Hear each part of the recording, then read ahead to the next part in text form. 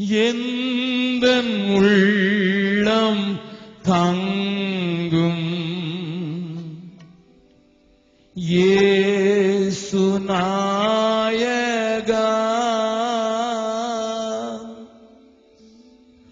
உந்தன் வீடாய் கொள்ளும் இயேசு நாயகா.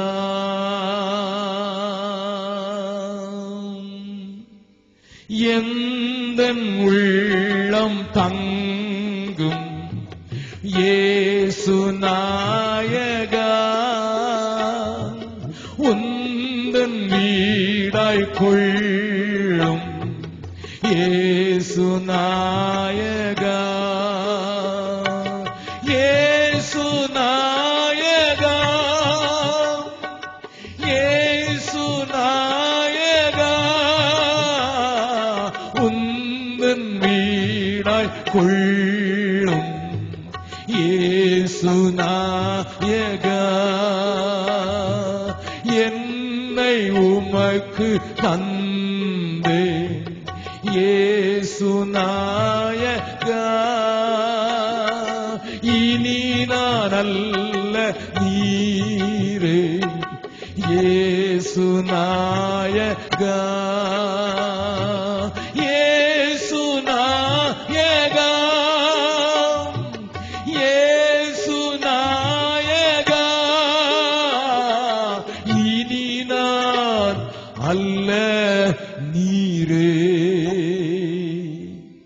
இயேசு நாயகா. இயேசுவின் மூலம் ஜெபம் கேளும் நல்ல பிதாவே, ஆமென். உட்காரலாம். கடந்த 2 நாட்களாக வேதம் காட்டும் விசுவாசி என்கிற தலைப்பின் கீழே முக்கியமான ஒரு காரியத்தை உங்களோடு கூட பேசி வருகிறேன். அந்த வேதம் காட்டும் விசுவாசி அவன் இருளின் அதிகாரத்திலிருந்து விடுதலையாக்கப்பட்டு சாத்தானுடைய பிடியிலிருந்து விடுதலையாக்கப்பட்ட ஒளியின் பிள்ளை என்கிறதை நான் உங்களுக்கு காண்பித்து ஒளியின் பிள்ளைகளாய் நடந்து கொள்ள வேண்டிய அவசியத்தை நேற்றைய தினத்திலும் அதற்கு முந்தின நாளும் கொஞ்சம் அழுத்தமாகவே நான் பேசினேன்.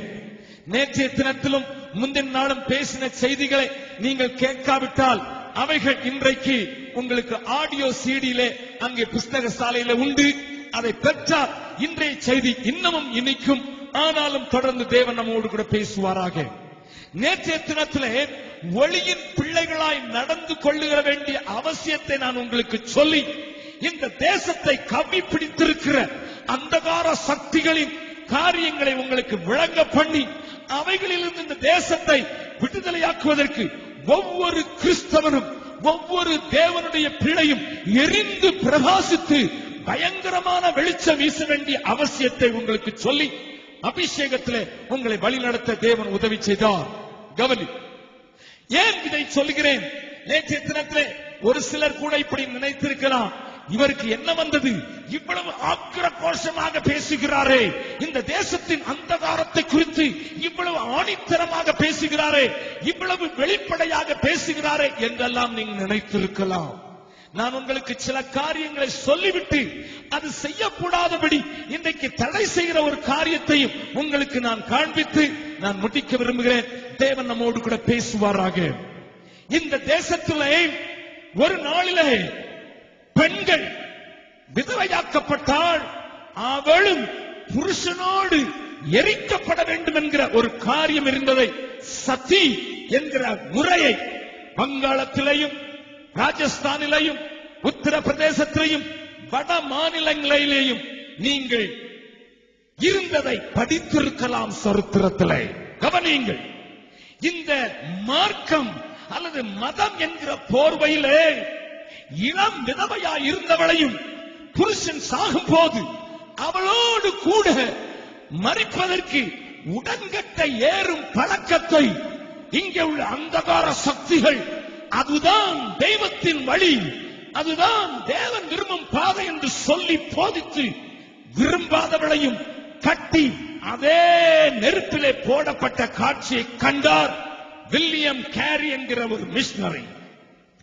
200 ஆண்டுகளுக்கு முன்னதாக இந்த இந்திய தேசத்திற்கு சுவிசேஷத்தை இன்னமும் உற்சாகமாக எடுத்துச் செல்ல வந்து இந்தியாவின் பல மொழிகளிலே கிட்டத்தட்ட 32 மொழிகளிலே மொழிபெயர்ப்பதற்கு காரணமாக்கப்பட்ட அந்த மகன் வந்தபோது இந்த கொடுமையை பார்த்தான், இந்த அந்தகாரத்தின் கிரியையை பார்த்தான். அவரால் தாங்க முடியவில்லை. அது நிமித்தம் உண்டான பெரிய புரட்சி எழுச்சி வெடிக்க தொடங்கி இன்றைக்கு உடன்கட்டை ஏறும் பழக்கமே இந்தியாவை விட்டு அகலும்படியாக சுவிசேஷம் செய்தது என்பதை மறக்க முடியாது. கரங்களை தட்டி ஆண்டவரை மேம்படுத்தலாமா? எப்படி ஐயா இந்த தேசத்தில் இருக்கிற அந்தகாரம் நீங்கும்? எப்படி ஐயா பிசாசின் ஆதிக்கத்திலே அதை மார்க்க போதமாக மதமாக மாற்றி இருக்கிற காரியங்கள் அகலும்? சுவிசேஷ ஒளி ஓங்கி பிரகாசிக்க வேண்டும். எல்லா மகனும் எழுந்து பிரகாசித்தால் அது ஆட்டோமேட்டிக்கா இந்த தேசத்தை விட்டு ஓடிதான். பக்கத்துல கையை பிடிச்சு சொல்லுங்க, உங்க ஊர்ல இருக்கிற இருள் போறதுக்கு நீங்க தான் எரியணும்யா. எங்களுக்கே பாதுகாப்பு வேண்டும், நாங்க என்ன செய்ய போறது? நல்லா கவனிங்க. I am going to tell something. இன்றைக்கு முக்கியமான சில காரியங்களை நான் உங்களுக்கு சொல்ல போகிறேன். இதைத்தான், இதே காரியத்தை தான் தஞ்சாவூரிலையும் நீங்களும் நானும் அறிந்திருக்காமல் இருக்கலாம். நடந்ததை நான் உங்களுக்கு சொல்லட்டும். தஞ்சாவூரிலே இவைகளெல்லாம் நமக்கு யாரும் சொல்றதில்லை அநேகமா. அதனால தான் நம்ம வெறும் அல்லலியா போட்டுட்டு ஓடி போற ஆட்கள். அதுக்கு பிறகு நமக்கு ஒண்ணும் கிரியை செய்யணும்னு தோணல. அதனால சொல்ல விரும்புகிறேன். தஞ்சாவூர்ல ஆங்கிலேய பட்டாளம் வந்து சேர்ந்தது தஞ்சை மன்னனுடைய அவையிலே. அந்த வழியிலே வந்தபோது அதிலே ஒரு கிறிஸ்தவ விசுவாசி அந்த பட்டாளத்திலே ஒரு சிறிய அதிகாரியாக இருந்தார். அந்த சிறிய அதிகாரி அந்த அவையிலே வந்தபோது அங்கே இருந்த ஒரு பிராமணருடைய மகள் பாம்பு கடித்து இறந்து விட்டாள் என்று அவருக்கு அறிவிக்கப்பட்ட போது அந்த மனிதன் துடித்தான். ஆனால் இவள் சாபமானவள், பாம்பே கொட்டிவிட்டது என்றால் இவளை தொடவும் கூடாது என்று அவர்கள் பதைத்துக் கொண்டிருந்த நேரத்தில் அந்த பட்டாளத்தில் அந்த மிலிட்டரியில இருந்த அந்த விசுவாசியான அந்த நண்பன் ஓடி சென்று தன் கையில் இருக்கிற கத்தியை எடுத்து அந்த பிள்ளையை எங்கே பாம்பு கடித்ததோ அங்கே வெட்டி அந்த ரத்தத்தை உறிஞ்சின போது அந்த பிள்ளை பிழைத்துக் கொண்டது. அவர்களை பார்த்து சொன்னார், ஏனையா இது இப்படியாக வைத்தியத்திலே மூழ்கி உங்களுடைய மார்க்கம் என்கிற மதத்தை இப்படியாக கொலை செய்வதற்கு உபயோகப்படுத்துகிறீர்கள் என்று கேட்டுவிட்டு அவன் போய்விட்டான். ஆனாலும் நாட்கள் கடந்தது, பல ஆண்டுகள் உருண்டோடின. மறுபடியும் அந்த சின்ன அதிகாரி பெரிய அதிகாரியாக ஒரு பட்டாளத்தை நடத்தி கொண்டு அதே தஞ்சாவூருக்கு வரும்போது அங்கே ஒரு சின்ன கூட்டத்தில் ஒரு அழுகை சத்தம் கேட்டது. ஒரு பெண்ணின் அழுகை சத்தம் கேட்டது. அந்த அழுகை சத்தம் கேட்டதை நிறுத்தி பார்க்கும்போது அங்கே எந்த பெண்ணை பாம்பின் கடியிலிருந்து தப்புவித்தானோ அதே பெண் இன்றைக்கு வாலிபனாக அவாலிப பெண்ணாக மாறி ஒரு பிராமணனுக்கு கல்யாணம் செய்து கொடுக்கப்பட்டிருந்த அந்த பிராமணன் இறந்து போனதினால் அவனோடு கூட உடன்கட்டை ஏறுவதற்கு அவளை வற்புறுத்த அவள் மாட்டேன் என்று சொல்ல இந்த சங்கடம் அங்கே ஏற்பட்ட போது அங்கே நுழைந்து அவர்களுடைய கைகளில் இருந்து சுவிசேஷத்தை அறிந்திருந்த அந்த ஒரு தேவனுடைய பிள்ளை அவர்கள் கையில் இருந்து அவளை பிடித்தெடுத்து தனக்கு கொண்டு போய்விட்டான். அவனை மனைவியாக்க வேண்டிய கட்டாயத்திற்குள்ளாக அவன் வந்தபோது அவன் திருமணமாகாதவன். அந்த நாட்களிலே இங்கிலாந்தின் சட்டத்தின்படி இங்கிலாந்தில் இருக்கிற அரசியிடத்திலே ஆணை வேண்டும் என்று சொல்லி அவளை பார்க்க போன போது, இங்கிலாந்து அரசியை பார்க்க போகிற போது வழியிலே கப்பலிலே காய்ச்சல் வந்து மரித்து போனான். அவனுடைய சொத்துக்களும் அந்த மகளும் இங்கே இருந்தாதோடு தன்னுடைய சமுதாயமோட ஏற்றுக்கொள்ளாத போது அவள்தான் தஞ்சாவூரிலிருந்து புறப்பட்டு தனக்கு தன்னுடைய கணவனாக கூடியவரிடத்திலிருந்து வந்த சொத்துக்களை எடுத்துக்கொண்டு பாளையங்கோட்டை பக்கத்தத்துக்கு போய் இந்த சுவிசேஷ ஒளி என் மக்களை தொட வேண்டும் என்று தன்னுடைய எல்லா சொத்துக்களையும் அதற்காக செலவழித்ததினாலே இன்றைக்கு கிளாரிந்தா என்கிற சபை அந்த பாளையங்கோட்டையின் மத்தியிலே உண்டு. அவள் மூலம் அனுப்பப்பட்ட வேதநாயகம் சொன்ன வார்த்தைகளை கேட்டு அநேக கிராமங்கள் ஆண்டவருக்கு சொந்தமான. கரங்களை கட்டி ஆண்டவரை மையப்படுத்தலாமா? ஏனையா இருள் என்று கண்டபோது விலகி ஓடுவதற்கல்ல, அதை கிழித்தெளிவதற்கு தனக்குள் இருக்கிற பிரகாசத்தை இந்த மனிதர்கள் உபயோகப்படுத்தினார்கள். Even today you can go and visit Clarinda Church. The first church established by a Brahmin lady in Palangotai. இங்க இருக்கிறவங்க சொல்லுவாங்க எல்லாம் தாழ்ந்த குலத்தார் தான் கிறிஸ்தவங்களா. போடா, உனக்கு சுவிசேஷமும் தெரியாது, உனக்கு சரித்திரமும் தெரியாது. எட்டு திருப்பி பார், என் ஆண்டவர் மேல் குலத்தாரையும் கீழ் குலத்தாரையும் ரட்சிக்க வந்த மகாதேவனாக அறியாதவன் பேசுகிறான். நாமும் பாய்ந்து போய் நாங்க மைனாரிட்டி பிரதர், நாங்கள் தலித் பிரதர். தலித் இல்லையா நீ? தலித் இல்ல, நீ ஆள பிறந்த. கவனிங்க நான் சொல்லுகிறது, இன்னமும் சொல்லிக்கொண்டே போகலாம். இதே தமிழகத்தில் தனக்கு பெண் பிள்ளை பிறந்தால் கோயிலுக்கு நேர்ந்து அவளை கோயிலுக்கு பொட்டு வைத்துவிட்டு அனுப்பிவிடுகிற ஒரு பழக்கம் இருந்தது. கவனியுங்கள், கோயிலுக்கு விடப்பட்ட ஒரு மாட்டை போல, ஒரு ஆட்டை போல தனக்கு பெண் பிள்ளை பிறந்து விட்டால் பொருத்தனை என்று சொல்லி அவளை விவாகம் பண்ணாமல் இந்த கோயிலுக்கு கொண்டு விட்டு விடுவார்கள். அந்த கோயிலே அவள் வருகிற எல்லாருக்கும் மனைவியாக கருதப்பட்டு ஒரு விபச்சாரியாய் வேசியாய் நடத்தப்படுகிற காரியம் இதே தமிழகத்தில் இருந்தபோது ஆமி காமிக்கல் என்கிற ஒரு தீபம் இந்த நாட்டுக்கு வந்தது. இந்த இருளை பார்த்தது. மதத்தின் பேரிலே அந்தகாரம் சூழ்ந்திருக்கிற இதற்கு நான் எதிர்த்து நிற்பேன் என்று சொன்ன போது அவர்கள் களக்காடு பக்கத்தில் இருக்கிற டோனாவூரிலே ஒரு நட்சத்திர கூட்டம் என்கிற ஒரு கூட்டத்தை உண்டாக்கி இப்படிப்பட்ட பிள்ளைகளை அந்த கோயில்களில் இருந்து மீட்டெடுத்து அவர்களை பராமரித்தார்கள். இன்றைக்கும் ஆமி காமைக்கல் செய்தபடினாலே இந்திய தேசத்தில் பொட்டுக்கு விடும் காரியம் அகற்றப்பட்டது. ஹல்லேலூயா. நல்லா கவனிங்க, சுவிசேஷத்தை உடைய நீனும் நானும் தான் ஏதாவது இந்த தேசத்துக்கு செய்ய முடியும். இல்ல மற்றவங்க இல்ல, மற்றவங்க இல்ல பிரதர், மற்றவங்க இல்ல. கிறிஸ்துவை அறிந்திருக்கிற நீயும் நானும் தான் இந்த உலகத்துக்கு வெளிச்சம். இந்த உலகத்தை மதம் என்கிற பெயரிலே மற்றவர்களை சாத்தான் கட்டி வைத்திருக்கிற காரியத்தை காட்டிக் கொடுத்து அவர்களை விடுதலையாக்குவதற்கு என் ஆண்டவருடைய சுவிசேஷத்திற்கு மாத்திரமே வல்லமை உண்டு. இதை நாம் புரியாமல் வாழ்ந்து கொண்டிருக்கிறோம் என்று சொல்லுவேன். இன்னொரு காரியத்தை சொல்லுகிறேன். நீங்கள் இன்றைக்கு பாளையங்கோட்டை பட்டணத்திற்கு போனால் சாரா டக்கர் என்று சொல்லப்படுகிற ஒரு பெரிய ஃபேமஸ் கல்லூரியையும் Sarah Tucker high school higher secondary school என்கிற அப்படிப்பட்ட காரியங்களையும் நீங்கள் பார்ப்பீர்கள். நான் உங்களுக்கு சொல்லட்டுமா, அந்த சாரா டக்கர் நடக்க முடியாத முடவாய் மாறிப்போய் சக்கர வண்டியிலே வாழ்க்கையை நடத்தினவள். She never visited India. இந்தியாவுக்கு அவள் வந்ததும் இல்லை, இந்தியாவை பார்த்ததும் இல்லை.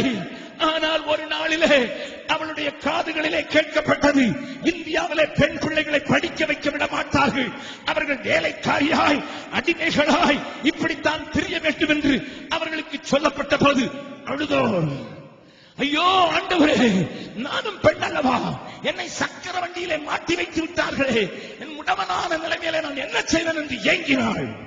அவளை பார்க்கிறவர்கள் வரும்போது அவளுக்கு சில பரிசுகளை கொடுப்பார்கள். அவர் அவளை பார்த்து சொன்னாள், எனக்கு நீங்கள் பரிசு தர வேண்டாம், இங்கிலாந்திலே பூரண உரிமையோடு சுவிசேஷத்தை அறிந்தவளாக இருக்கிறேன், ஆகவே நான் சுதந்திரமாக நான் இருக்கிறேன். ஆனால் சுதந்திரமற்று அடிமையாக்கப்பட்டிருக்கிற ஆயிரம் பெண் பிள்ளைகளுக்கு நான் கவலைப்படுகிறேன். நீங்க தருகிற அந்த பரிசுகளை இந்த இருக்கிற பெட்டியிலே போடுங்க என்று அந்த பெட்டியிலே சேர்த்து அவைகளை இந்தியாவுக்கு அனுப்பி தந்தால் அதன் மூலம் உண்டானதுதான் இந்த பெரிய பாடசாலைகளும் கல்லூரிகளும். ஆயிரமான பெண்கள் இன்றைக்கு கல்லூரி விரிவுரையாளர்களாக புரொஃபசர்களாக எழும்புவதற்கு தேவன் எழுப்பினதற்கு காரணம், எங்கேயோ இருந்த ஒரு தேவனுடைய பிள்ளை தனக்குள் இருந்த வெளிச்சத்தை பிரகாசிக்க பண்ணுவதற்கு தியாகத்துக்கு தன்னை ஒப்புக் கொடுத்ததுனால. கரங்களை தட்டி ஆண்டவர் மகிமைப்படுத்தலாமா? கவனியுங்கள், இதையெல்லாம் செய்தது ஏன்? இன்றைக்கு பெண்ணுக்கு சுவிசேஷம் பள்ளிக்கூடங்கள் ஏராளமாய் உண்டு விட்டது. இதற்கு வித்திட்டது யார் தெரியுமா? இதற்கு விதை போட்டது யார் தெரியுமா? என் அன்பு ஆண்டவரை அறிந்த தேவ பிள்ளைகளே, அவர்களே மோட்டிவேட்டர்ஸ், அவர்களே இன்ஸ்பிரேட்டர்ஸ். நாகர்கோயில் அல்லது கன்னியாகுமரி மாவட்டத்துக்கு போய் பாருங்கள். அங்கே ஒரு ஜாதியினர் மற்றவர்களை ஆள பிறந்தவர்கள் என்று நினைத்து மற்ற ஜாதியினர் ரவுக்கை போட முடியாதபடி நடத்தி வந்தார்கள். சரித்திரத்தை புரட்டி பாருங்கள் ஐயா, சரித்திரத்தை புரட்டி பாருங்கள். நீ நடந்த பாதையை யோசித்து பார். அருமையான சகோதரியே, நீ சாதாரணமாய் உட்கார்ந்திருப்பதற்கல்ல, வீர் கொண்டு எழ வேண்டும். நீ கிறிஸ்தவனாக இல்லாத போதும் மதம் என்கிற பெயரிலே நாங்கள் தான் மதத்திற்கு சொந்தக்காரர்கள் என்கிற வீறு கொண்ட ஒரு சின்ன கூட்டம். பெண்கள் மேலே ரவிக்கை போட முடியாது, சேலை தான் தோர்த்துக் கொள்ள முடியும். இன்றைக்கு அநேக பாட்டிமார்கள் அப்படி இருக்கிறார்கள் என்பது உங்களுக்கு தெரியும். அப்படிப்பட்ட நிலையிலே இருந்தபோது அந்த ராஜகுமாரன் வீதியிலே வருவான் என்றால் அங்கே இருக்க அனைத்து பெண்ணும் தன் மேலே இருக்கிற சேலையை எடுத்து தன்னுடைய மார்பை காண்பிக்க வேண்டும். இதை மாற்றியமைத்தது யார்? கிறிஸ்துவை அறிந்தவர்கள். சுவிசேஷ ஒளியை இந்த இந்தியாவுக்கு கொண்டு வந்து அதனையே தன்னுடைய வாழ்க்கையாக்கி அதற்கு விரோதமாக போட்டியில் போராடி அந்த இருளை கிழித்திருந்த கிறிஸ்தவ மிஷனரிகளை இதை யாராலும் மறக்க முடியுமோ? இதை அரசாங்கம் மறக்க முடியுமோ? இதை கட்சி தலைவர்கள் மறக்க முடியுமோ? இதை பெரிய பெரிய ஸ்தாபனங்கள் நாங்கள் தான் இந்து மதத்தின் காவலர்கள் என்று சொல்லிக்கிறார்களே, அவர்கள் மறக்க முடியுமோ? I can tell them who changes the things, who relieves the bondage. யாரையா கட்டுகளை அறுத்தது? யாரையா அடிமைத்தனத்திலிருந்து விடுதலையாக்கினது? என் இயேசுவின் சுவிசேஷமே, என் இயேசுவின் சுவிசேஷமே, என் இயேசுவின் சுவிசேஷமே. நம்மை பார்த்து சொல்லுகிறார்கள் அமெரிக்காவுக்கு இவர்கள் அடகு வைக்கிறதுக்கு தான் கிறிஸ்தவர்கள். பொய்யனே, நீ கொஞ்சம் வாயை மூடிக்கொண்டு நில்லு. உன்னுடைய அறிவு சூன்யத்தை நாங்கள் விளங்க பண்ணுவதற்கு விரும்பவில்லை. எங்கள் சத்திய வேதம் உனக்கு முன்னதாக வெளிச்சமாகும் போது உன்னுடைய முகத்திரைகள் கிழிந்தே ஆக வேண்டும். அதனால் தன்னுடைய சகோதரர்கள் இன்றைக்கு இயேசுவை ஏற்றுக்கொண்டிருக்கிறார்கள். தைரியமா சொல்லாம இயேசுவும் சுகம் இருக்கிறாங்க, திருப்பதிக்கு போல இங்க வாங்க சொல்லாத, வேளாங்கண்ணிக்கும் போ இங்கேயும் போ அப்படின்னு சொல்லாத. சொல்லு, நீ இருளில் இருக்கிற, நீ வெளிச்சத்துக்கு வர்றதுக்கு ஒரே வழி இயேசுவின் வழி. சும்மா பூசி மொழிகிற காலம் முடிஞ்சு போச்சு. காலம் கொஞ்சமா இருக்கு. சொல்றத நேரம் சொல்லுவோம். என் சகோதரன் சொன்னா பாத்தீங்களா, வந்து கேட்டேன்னு சொன்னா நீ செத்தா எங்க போ, இப்ப கேளுங்க, 4 பேட்ட கேளுங்க, கலடு கட்ட கிடையாது கேளுங்க, சாகிறதுக்கு ரெடியா இருக்கிறது.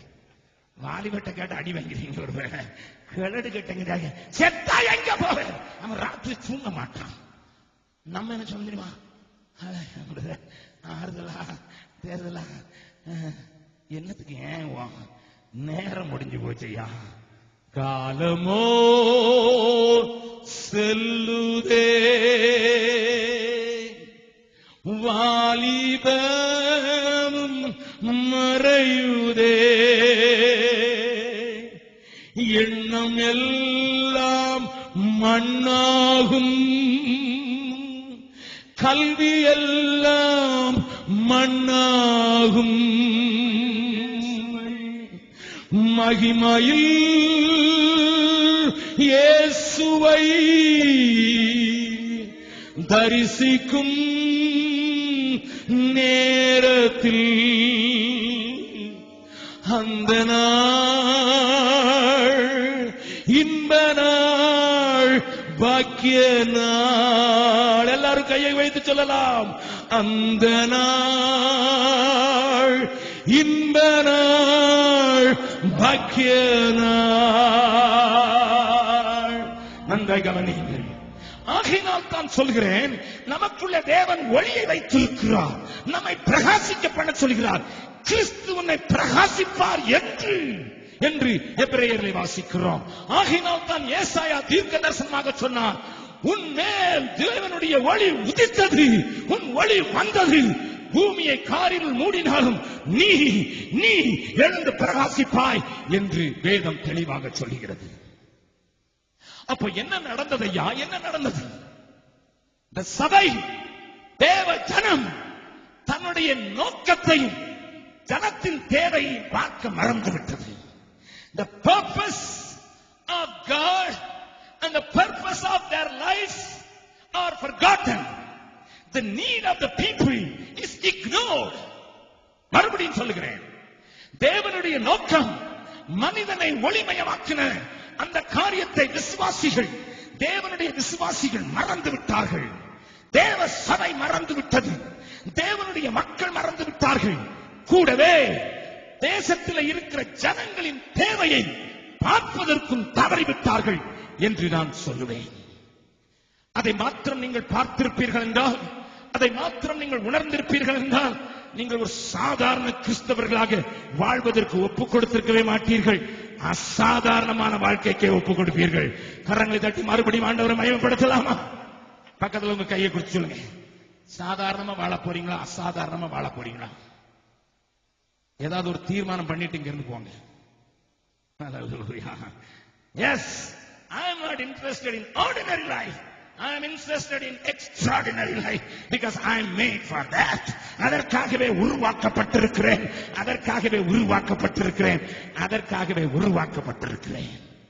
கவனிங்க, ஒரு மனிதனை ஆண்டவர் பிடித்த நோக்கம் ஜனத்தினுடைய தேவையை மறக்கும் போது கர்த்தர் என்ன செய்கிறார் என்பதை இன்றைக்கு சொல்லும்படியாக ஏவப்படுகிறேன். தேவன் சிலரோடு கூட முகமுகமாக பேச போகிறார். தேவன் நம்மோடு கூட பேசும்படியாக நம்முடைய இருதயத்தை திறந்து வைக்கலாம். என்னோடு கூட சேர்ந்து திருப்புங்கள் 1 சாமுவேலின் புஸ்தகம் 22வது அதிகாரம். 1 சாமுவேலின் புஸ்தகம் 22வது அதிகாரத்திலே ஆண்டவர் அங்கே ஒரு பெரிய ஆணையை இடுகிறார். அதை கொஞ்சம் பார்க்கும்படியாக நான் வாஞ்சிக்கிறேன். வாசிக்கலாம். 1 சாமுவேல் 22வது அதிகாரம் 5வது வசனத்தை வாசிக்கலாம். பின்பு காத் என்னும் தீர்க்கதரிசி தாவீதை பார்த்து நீர் அரணில் இராமல் யூதா தேசத்திற்கு புறப்பட்டு வாரும் என்றார். நல்ல கவனிங்க, தேவன் அவ்வப்போது தீர்க்கதரிசிகளை கொண்டு கூட்டை கலைக்கிறார். ஆண்டவருடைய பரிசுத்த நாமத்துக்கு ஸ்தோத்திரம் உண்டாக. ஆண்டவருடைய அநேக வாயாக செயல்பட்ட தீர்க்கதரிசிகளாக காணப்படுகிற மக்களுக்காக நான் ஆண்டவருக்கு அநேக நேரங்களில் 1000 கோடி தோத்திரங்களை ஏறெடுத்தது உண்டு. சாமுவேல் என்கிற ஒரு தீர்க்கதரிசி அவன் ராஜாவை பார்த்து சொல்வான், புத்தீனமான செய்தி. நாத்தான் என்கிற தீர்க்கதரிசி அவன் ராஜாவாகிய தாவீதை பார்த்து சொல்வான், நீயே அந்த மனுஷன். காத் என்கிற தீர்க்கதரிசி இப்பொழுது தாவீது என்கிற தேவனுடைய மனுஷன்தான், தேவன் தெரிந்து கொள்ளப்பட்ட பாத்திரம் தான், தேவன் அவனை நேசித்தது உண்மைதான், என்னுடைய இதயத்துக்கு ஏற்றபடி கண்டேன் என்று சொன்ன மனிதன் தான். அவனுடைய கூட்டை கலைப்பதற்கு ஆண்டவர் காத் என்கிற தீர்க்கதரிசி அனுப்புகிறார். காத் வந்து சொல்கிறான், நீர் அரணை விட்டு வெளியே வாரும். என்ன சொல்றாரு, ஏன் சொல்றாரு அத கொஞ்சம் பார்ப்போம். இங்க நிறைய பேர் அந்த வாழ்க்கையில மாட்டிக்கொண்டிருக்கீங்க. அதனால ஆண்டவர் உங்களை வெளியே வர சொல்கிறார். கொஞ்சம் பக்கத்துல உங்க கையை பிடிச்சி நீங்க வெளியே வர போறீங்க. ஓஹோ ஓஹோ பிரதர், எதை விட்டு பிரதர் எங்களை வெளியே கூப்பிடுறீங்க? தமிழ்நாட்டை விட்டா? அது எனக்கு தெரியாது, எனக்கு தெரியாது. ஆனா ஒண்ணு மட்டும் தெரியும், உங்களை ஆண்டவர் வெளியே அழைக்கிறார். அல்லேலூயா, வெளியே அழைக்கிறார். அரனை விட்டு வெளியே வா. என்னையா அரண்? அரண் என்றால் ஸ்ட்ராங் ஹோல்ட் என்று ஆங்கிலத்தில் சொல்லப்பட்டிருக்கு. பாதுகாப்பான இடம், வசதியான இடம், எல்லாம் இருந்தாலும் பயமற்று வாழ்கிற ஒரு இடத்தை விட்டு வெளியே வா. யாருக்கையா இந்த அழைப்பு? எந்த சூழ்நிலையிலையா இந்த அழைப்பு? ஏனையா இந்த அழைப்பு என்பதை குறித்து சில காரியங்களை வேகமாக பார்க்க போகிறோம். தேவன் ஒவ்வொருவரோடும் கூட இடைப்பட போகிறார். நன்றாய் கவனிக்கலாம். இங்கே நீங்கள் தாவீது யார் என்பதை அடையாளம் கொண்டு கொள்ள வேண்டும். இப்படிப்பட்ட சூழ்நிலையிலே தாவீது எப்படி இருந்தான் என்பதை நீங்கள் அடையாளம் கொண்டு கொள்ள வேண்டும். நான் மறுபடியும் சொல்கிறேன், தாவீது ஒரு தெரிந்து கொள்ளப்பட்ட பாத்திரம். தாவீது ஆண்டவருடைய நாமத்தை புரிந்து கொண்ட ஒரு பாத்திரம், ஆண்டவருடைய அபிஷேகத்தை பெற்றிருந்த ஒரு பாத்திரம், தேவனுடைய இருதயத்துக்கு ஏற்ற மனுஷனாக கண்ட பாத்திரம் தான். நீங்களும் நானும் ஆண்டவரால் தெரிந்து கொள்ளப்பட்டவர்கள், நீங்களும் நானும் அபிஷேகம் பண்ணப்பட்டவர்கள். ஆண்டவருடைய இருதயத்தை ஆண்டவருடைய இருதயம் விரும்புகிறதை அறிய விரும்பினதனால் தான் இப்படிப்பட்ட கூட்டத்துக்கு வந்திருக்கீங்க. ஏதாவது சுகமளிக்கும் கூட்டம் போயிருந்தீங்கன்னா நான் சொல்ல மாட்டேன். ஆனா இங்க இந்த மீட்டிங்க்கு நீங்க வந்திருக்கீங்கன்னா நிச்சயமா தேவனுடைய இதயத்தையும் புரிந்து கொள்ள வேண்டும் என்கிற துடிப்போடு கூட வந்திருக்கிறீர்கள். கர்த்தர் மகிமைப்படுவாரா? ஹல்லேலூயா. நன்றாய் கவனிங்கள், நன்றாய் கவனிங்கள். தேவன் நம்மோடு கூட இடைப்பட விரும்புகிறார். கர்த்தர் தெளிவாகவே அப்படிப்பட்ட தாவீதை பார்த்து காத் தீர்க்கதரிசி அரனை விட்டு வெளியே வா என்று சொல்ல நேரிட்டதற்கு 2 முக்கிய காரணங்களை முதலாவது காண்பிக்கிறேன். அதற்கு பிறகு தடையாக காணப்பட்ட 5 காரியங்களை வேகமாக உங்களுக்கு காண்பித்து விட்டு நான் முடிக்க விரும்புகிறேன். தேவன் நம்மோடு கூட பேசுவாராக. தாவீதை தேவன் தெரிந்து கொண்ட நோக்கத்தை பின்னதாக வருகிற வசனங்களிலே தெளிவாக பார்க்கலாம், வாசிக்கலாம். 2 சாமுவேல் 3வது அதிகாரத்தில் ஆண்டவர் நமக்கு எழுதி வைத்திருக்கிறார். வாசிக்கலாம். 2 சாமுவேல் 3வது அதிகாரம் 18வது வசனத்தை வாசிக்கலாம். இப்போதும் அப்படி செய்யுங்கள், என் தாசனாகிய தாவீதின் கையினால். நன்றாய் கவனியுங்கள், என் தாசனாகிய தாவீதின் கையினால் என் ஜனமாகிய இஸ்ரவேலை பெலிஸ்தரின் கைக்கும் அவர்களுடைய எல்லா சத்துருக்களின் கைக்கும் நீங்களாக்கி ரட்சிப்பேன் என்று கர்த்தர் தாவீதை குறித்து சொல்லி இருக்கிறாரே என்று. கர்த்தர் தாவீதை குறித்து சொல்லி இருக்கிறாரே. அப்னேர் பேசுகிறான். தாவீதை குறித்து என்ன சொல்லப்பட்டது? தெரிந்து கொள்ளப்பட்ட பாத்திரத்தை குறித்து என்ன சொல்லப்பட்டது? மறுபடியும் அந்த வசனத்தை வாசிக்கலாம். The purpose was very clear that God has declared it also. ஆண்டவர் இந்த காரியத்தை சொன்னது மாத்திரமல்ல, அதை வெளியரங்கமாக எல்லாரும் அறியும்படியாக செய்தார். வாசிக்கலாம் மறுபடியும். என் தாசனாகிய தாவீதின் கையினால் என் ஜனமாகிய இஸ்ரவேலை பெலிஸ்தரின் கைக்கும் அவர்களுடைய எல்லா சத்துருக்களின் கைக்கும் நீங்களாக்கி ரட்சிப்பேன் என்று கர்த்தர் தாவீதை குறித்து சொல்லி இருக்கிறார். கொஞ்சம் மாத்தி வாசிக்க பாரு. எல்லாரும் சேர்ந்து பிரதர் பெஸ்லியோட கூட சேர்ந்து வாசிக்க போறீங்க. இஸ்ரவேலர் என்கிற ஜனத்துல இந்தியரைன்னு சொல்லி வாசிக்க போறீங்க. பெலிஸ்தியர் என்கிற இடத்துல பிசாசு என்று போட்டு வாசிக்க போயிருங்க. தாவீதுங்கிற இடத்துல உங்க பேரை போட்டுங்க. அவர் வெஸ்லி அவர் பேரை போட்டுக்கிறாரு, நீங்க உங்க பேரை போட்டுங்க. எல்லாரும் வாசிக்க போறீங்க. பைபிள் வச்சிருக்கவங்க பார்த்து வாசிங்க. பைபிள் வச்சிருந்தாலும் இப்ப நான் எனக்கு பிரசங்க கேட்கறதெல்லாம் இன்ட்ரெஸ்ட், இவர் பின்னால சொல்லுங்க. வாசிக்கலாம் பிரதர். என் தாசனாகிய வெஸ்லியின் கையினால். எல்லாரும் வாசிங்க. என் ஜனமாகிய இந்தியரை. எல்லாரும் உங்க பேரை சொல்றாங்க. வெஸ்லி மற்றவங்களை சிலுவையில் அறையதுக்கு ரொம்ப உஷாரான ஆட்கள். அவனை சிலுவையில் உங்க பேரை போட்டு, அவர் வெஸ்லின்னு அவர் பேர் போட்டு வாசிப்பார், நீங்க உங்க பேர் போட்டு வாசிங்க. மறுபடியும் வாசிங்க. என் தாசனாகிய வெஸ்லியின் கையினால் என் ஜனமாகிய இந்தியரை சாத்தானின் கைக்கும் அவருடைய எல்லா சத்துருக்களின் கைக்கும் நீங்களாக்கி ரட்சிப்பேன் என்று கர்த்தர் வெஸ்லியை குறித்து சொல்லி இருக்கிறாரே. நம்புறவங்க மாத்திரம் ஒரு அல்லேலூயா. இதை இன்னைக்கு வீட்டுல போய் எழுதி தனியா ஒரு தாள்ல வச்சு பிரேம் பட்டு தொங்கப்பட்டுங்க. அவன் கூட இருப்பான், அவன் கூட இருப்பான், அதெல்லாம் போடுங்க. இதை எழுதி போடுங்க. உன்னை குறித்து ஆண்டவர் என்ன சொல்ல, உன் கூட இருப்பேன்னு அவர் சொல்லி இருக்கிறாரு. இதையெல்லாம் எழுதி போட்டிருக்கீங்க. ஆசீர்வாதமா இருப்பா, அதெல்லாம் நிறைய எழுதிட்டோம், நிறைய ஒட்டிட்டோம். நீங்க போய் நம்ம இந்த வசனத்தை கொஞ்சம் மாத்தி உங்க பேர் அதுக்குள்ள போட்டு எழுதி ஒரு பெரிய பிரேம் போட்டு உங்க பிள்ளைய வச்சு சொல்லுங்க. அவன் அழகா பெயிண்ட் பண்ணி கொடுத்துருவான். அவனுக்கு ஒரு ஆத்து வந்துடும், உங்களுக்கு ஒரு ஹார்ட் வந்துடும். நல்லா கவனிங்க. கர்த்தருடைய பரிசுத்த நாமத்துக்கு ஸ்தோத்திரம். இந்த வசனத்தை ஆண்டவர் சொல்லி இருந்தது இஸ்ரவேல் எல்லாருக்கும் தெரியும். பகைவனாயிருந்த அப்னேருக்கும் தெரியும். சவுலுடைய பட்டாளத்தில் இருந்தான் அப்னேர். தாவீதை கொல்வதற்கு சவுலோடு கூட சுத்திக் கொண்டிருந்த அப்னேருக்கும் தெரியும். ஆண்டவர் எதற்காக தாவீதை தெரிந்து கொண்டிருக்கிறார், எதற்காக அவனை தன்னுடைய மகனாக மாற்றியிருக்கிறார், எதற்காக தன்னுடைய வேலையை செய்வான் என்று நம்பியிருக்கிறார், எதற்காக கரவல் ஆடுகளின் பின்னதாக போனவனை கைப்பிடித்து அபிஷேகித்திருக்கிறார், இதற்கென்று சத்துருவாயிருந்த அப்னேருக்கும் தெரியும். இன்னொரு வசனத்தை பார்த்துடலாம். 5வது அதிகாரம் 2 சாமுவேல் 5வது அதிகாரம். அங்கே ஒரு காரியத்தை சொல்லுகிற காரியத்தை வாசிக்கலாம். Just a minute.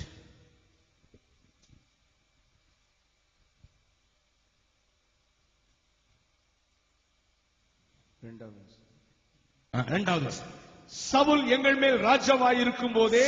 நல்ல கவனிங்க. சவுல் இப்பொழுது இஸ்ரவேல் சொல்லுகிறார்கள். தாவீதை பின்பற்றாமல் இருந்த ஒரு கூட்டம் சொல்லுகிறது.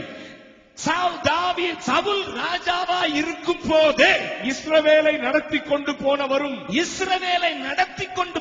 நடத்தி கொண்டு வந்தவரும் தாவீதே நீரே.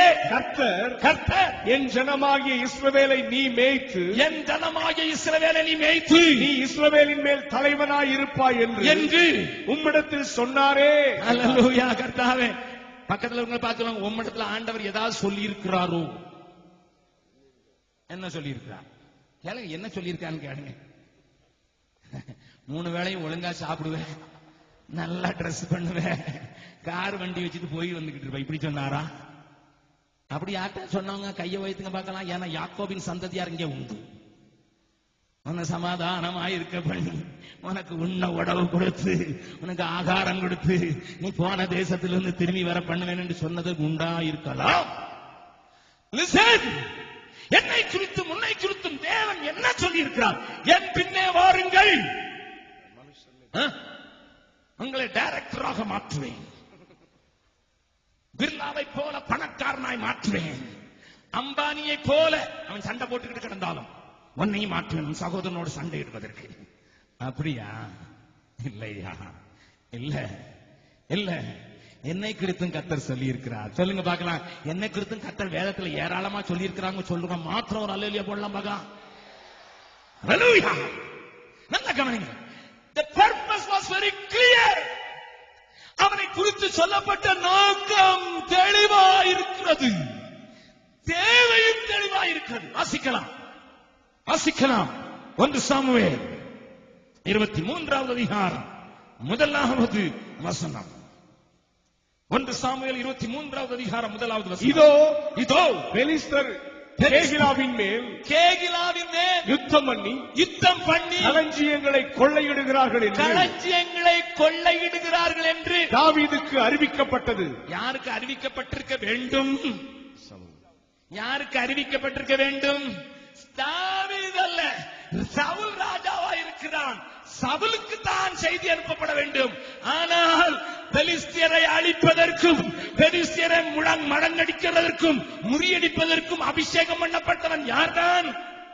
அதனால கேகிலாவின் குடிகளை பெலிஸ்தியர் கொள்ளையடிக்கிறார்கள் என்று தாவீதுக்கு அறிவிக்கப்பட்டது. There is a need. ஜனத்துக்கு தேவை இருக்கிறது.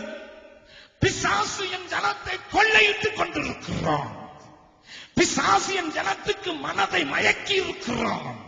பிசாசு என் ஜனத்தின் கண்களை பாவம் என்கிற காரியத்தினால் அடைத்து போட்டிருக்கிறான்.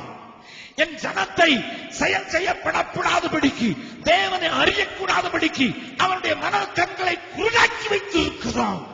என்னுடைய ஜனம் கதறுகிறது, ஐயோ தேவன் என்று ஒருவர் உண்டோ? சகோதரா, சகோதரியே, நோக்கமும் மறக்கப்பட்டு போய்விட்டது, தேவையும் தள்ளப்பட்டு போய்விட்டது. தாவீது போய் அரணிலே ஒளித்துக் கொண்டிருக்கிறான். நல்லா கவனிங்க, நான் சொல்றத நல்லா கவனிங்க. எந்த தாவீது தெரியுமா? எந்த தாவீது தெரியுமா? ஐயா, இவனை யுத்தத்துக்கு கூப்பிடாத போது அண்ணமாருக்கு ரொட்டி சுமந்து போன தாவீது அங்க ஒரு கோலியாத்து நின்று கொக்கரிக்கிறான். ஒரு மனிதனை அனுப்புங்கள், நான் பார்த்து விடுகிறேன் என்று சொல்லி பெலிஸ்தியர்கள் கொக்கரிக்கிற நேரத்தில் யுத்தத்துக்கு அனுப்பப்படாதவனும், அரசன் தந்த ஆடைகளையும் அவனுடைய காரியங்களையும் அணிய தெரியாதவனும், பழக்கம் இல்லாத பட்டயம் இல்லாத தாவீது அந்த சத்தத்தை கேட்டபோது அவனுக்குள்ள இருந்த அபிஷேகம் கொழுந்து விட்டு எரிய ஆரம்பிக்கிறது. விருத்த சேதனம் இல்லாத இந்த நாய் என்ன சொல்றான்? அது அவன் சொல்லல, நாயையே சொல்ல வச்சுட்டான். ஹல்லேலூயா. என் ஜனத்தை பார்த்து, இஸ்ரவேலை பார்த்து, ஜீவனுள்ள தேவன் இருக்கிற ஜனத்தை பார்த்து இவன் கொக்கரிக்கிறதுக்கு என்ன என்ன எல்லாரும் சும்மா இருக்கிறீர்களா என்று சொல்லி வீறு கொண்டு எழுந்து, சவுல் அவனுக்கு பெரிய ஆயுதங்களை போர்த்த போது இது எனக்கு தேவையில்லை என்று சொல்லி மேய்ப்பனுக்குரிய அடைப்பை கல்லை எடுத்துக் கொண்டு போய் ஒரு தடியோடு கொண்டு போய் நாய் அடிக்கிறதுக்கு தடியே போதும் என்று அறிந்தவனாக. பட்டயம் எதுக்கு வேணும்? பட்டயம் எதுக்கு வேணும்? அல்லேலூயா. நாய் அடிக்கிறதுக்கு எதுக்குயா பட்டயம்? அதனால நாங்க தடியையே கொண்டு போய் உன்னை விரட்டுவேன்னு சொல்லிட்டு அவன் கையில இருந்த பட்டயத்தை வாங்கி அவன் தலையே வட்டினவன் ஐயா இந்த தாவீது. அல்லேலூயா. பக்கத்துல உங்களை பார்த்து சொல்லுங்க, எதிரிய நாயா பாக்குறதுக்கு படிச்சுக்கொள்ளுங்க. பக்கத்து வீட்டுல சண்டை போட்டு எதிரிய சொல்லல. ஜவக்குமார் சொல்லி கொடுத்தாரு, உன்னை நாயின்னு சொல்ல சொல்லியிருக்கான்னு போய் சண்டை இழுத்து எண்ணி இழுத்துக்கிறாரு. சத்துருவ சாத்தானா நாயின்னு பார்க்க தெரிஞ்ச மனுஷன் அவன் அதையும் இதையும் தேட மாட்டான். அவன் அபிஷேகத்தை மாத்திரம் தேடுவான். ஹல்லேலூயா, ஹல்லேலூயா, ஹல்லேலூயா, ஹல்லேலூயா, ஹல்லேலூயா. நல்ல கவனிங்க. அந்த அபிஷேகம் அவனுக்குள் பொங்கிக் கொண்டிருந்த நாட்கள், அந்த அபிஷேகம் வெறுக்கையனாக இருந்த அவனை கோலியாத்தை வீழ்த்தி தன்னுடைய ஜனத்துக்கு வெற்றி சிறந்த அந்த தாவீது இப்பொழுது அரணிலே போய் ஒளிந்து கொண்டிருக்கிறான். Listen, listen. ஆதி திருச்சபைக்கு என் வேதம் காட்டும் பெயர் என்ன தெரியுமா? உலகத்தை சொல்லுங்க.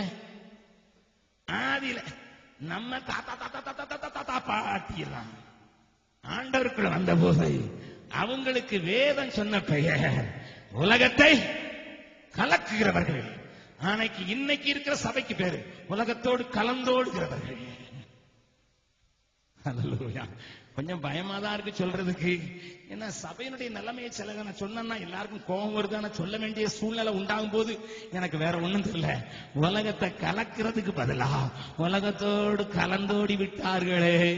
ஐயோ சகோதரா, சகோதரியே, ஆதி நிலை திரும்புவோம், ஆதி நிலைக்கு திரும்புவோம்.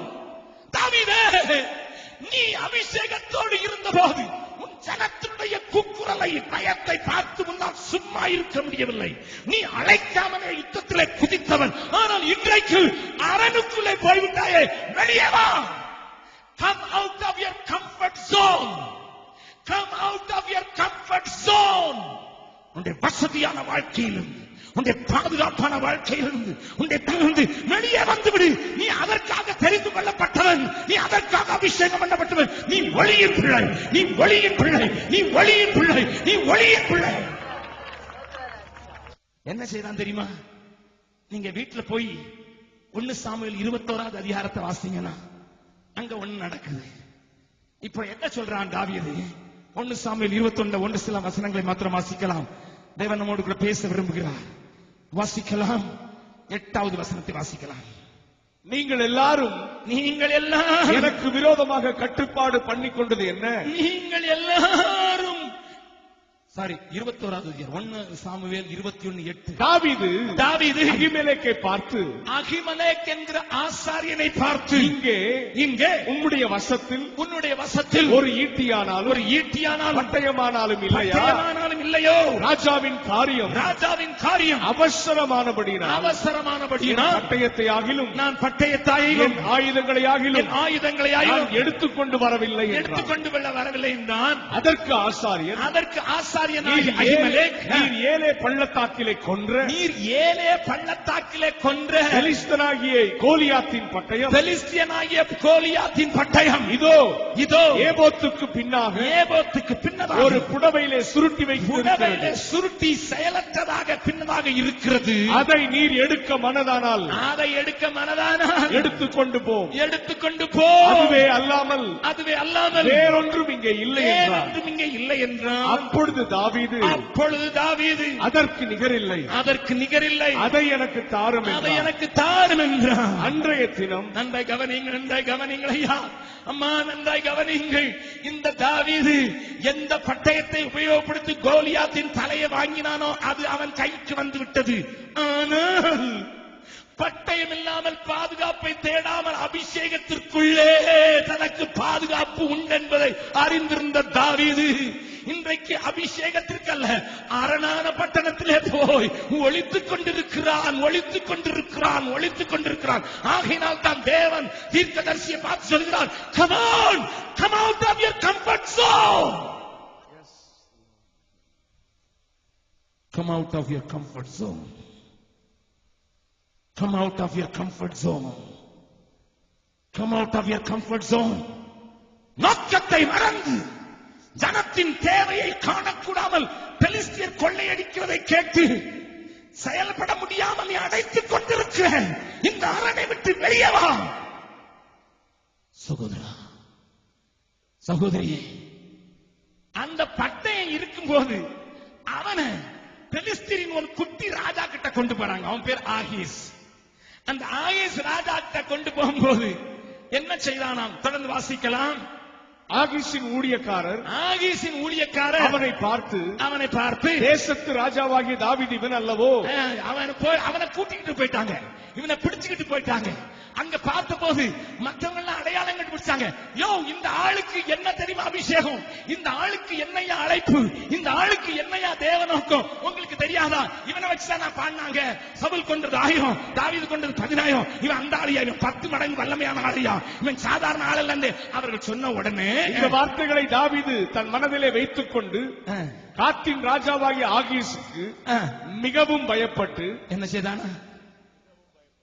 உயரமான ராட்சசனாய் இருந்தவனை கண்டு பயப்படாத தாவீது குள்ளமான அரச உடையில இருந்து போர் உடையில இல்லாமல் கிரீடம் மாற்றிக் கொண்டிருக்கிற ஒருவருக்கு முன்னதாக மிகவும் பயந்து அவர்கள் கண்களுக்கு முன்பாக தன் முகநாடியை வேறுபடுத்தி அவர்களிடத்தில் பித்தம் கொண்டவன் போல காண்பித்து என்ன மாதிரி காண்பிச்சான்? என்ன மாதிரி காமிக்கிறான்? நல்லா கவனிங்க. பைத்தியம் பிடிச்ச மாதிரி எச்சில விழுக விட்டுக்கிட்டு நிக்கிறான். அந்த ஆள் சொன்னா, எனக்கு இருக்கிற பைத்தியம் பார்த்தான்னு இவனை ஏன்டா கொண்டு வந்திருக்கீங்க? நான் ஒரு சகோதரனை சந்தித்தேன் என்னுடைய பிரயாணத்தில். அவரோடு கூட பேசிக் கொண்டிருந்தேன். அவர் என்னை மிஷினரி என்று புரிந்து கொண்டார். அவர் என்னை பார்த்து ஒரு கேள்வி கேட்டார். ஒரு இந்து மனிதன் என்னை பார்த்து கேள்வி கேட்டார். ஏனென்றா நானும் சகோதரன் வெஸ்லி இங்க இருந்து மதுரைக்கு ஒன்னா போகும்போதே அங்க டிவில நியூஸ் பாக்குற, டிவில கிறிஸ்தவ புரோகிராம் பாக்குற ஏராளமான பேர் அங்க இருந்தாங்க. அதே மாதிரி எங்க போனாலும் அதை பார்க்கிறவர்கள் அங்க இருந்தார். அவர் சொன்னாரு, நீங்க மிஷினரி தானே? ஆமாங்க. ஏய்யா, உங்களுக்கு காசு நிறைய வந்துட்டா எதுக்கையா போட்டா போட்டி காட்டா குஸ்தி டிவில காட்டுறீங்க, ரோட்ல காட்டுங்கயா?